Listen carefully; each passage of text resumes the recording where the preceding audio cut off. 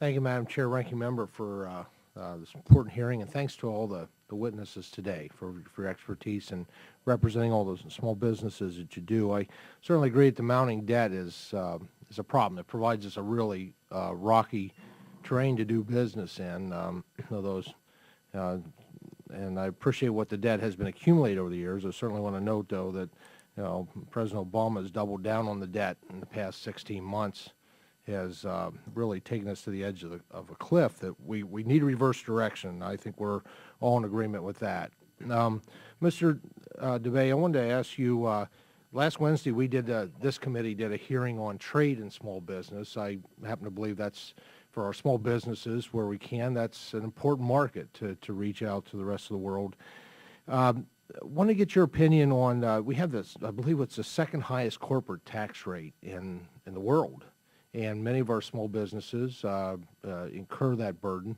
Your opinion on how that disadvantage, is that a disadvantage, and how do our small businesses to compete? The corporate income tax rate is a huge disadvantage for American businesses. Right now, our rate is the second highest in the developed world. We trail only slightly Japan. When you take the top federal rate at 35% and add on state and state corporate income tax rates, it gets pretty close to 40%. That is higher, like I said, higher than almost every other developed country. It's one of the major factors driving businesses overseas. It's driving them to open up new operations overseas, send jobs overseas. The average in the Organization for Economic and Cooperation and Development, the 30 largest economic developed countries, is about 25%.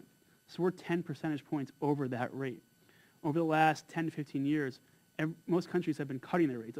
I think every country except us, cut their rate over that period. So by standing still, we've fallen behind.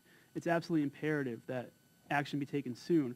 Otherwise, we're going to keep seeing jobs go overseas. Okay, thank you. Mr. Green, in your testimony, you said that billings at your company are down due in part to tight credit, the result, you say, of conflicting bank policies and additional requirements.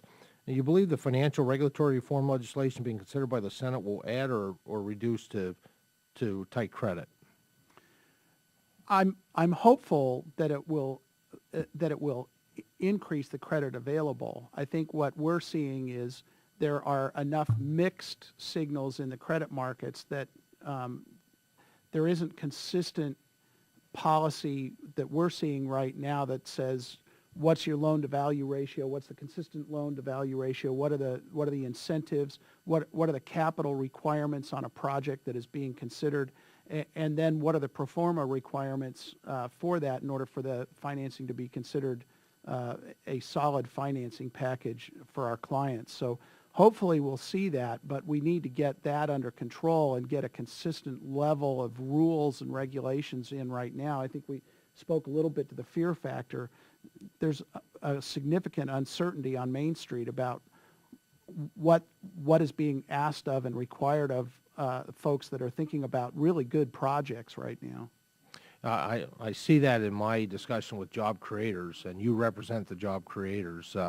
They're sitting on the sidelines. They're normally small men and women in business who take a percentage of their profits, reinvest it in their company, hire more people, and they're afraid. They're sitting on the sideline. Mr. Collins, you mentioned your testimony about the effect of tight credit. Do you believe that credit markets are easing for small companies? What are you seeing out there? No. The you know we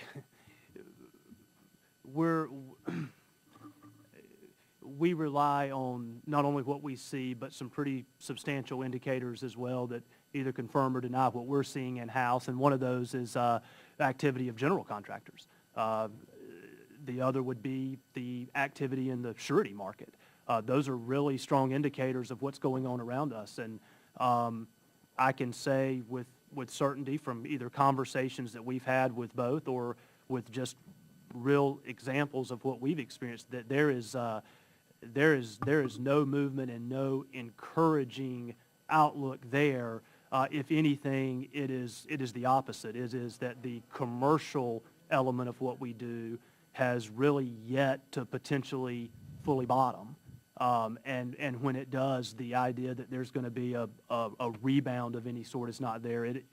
if it hasn't bottomed, once it does, it's going to bounce there, and the surety underwriting market is shrinking today.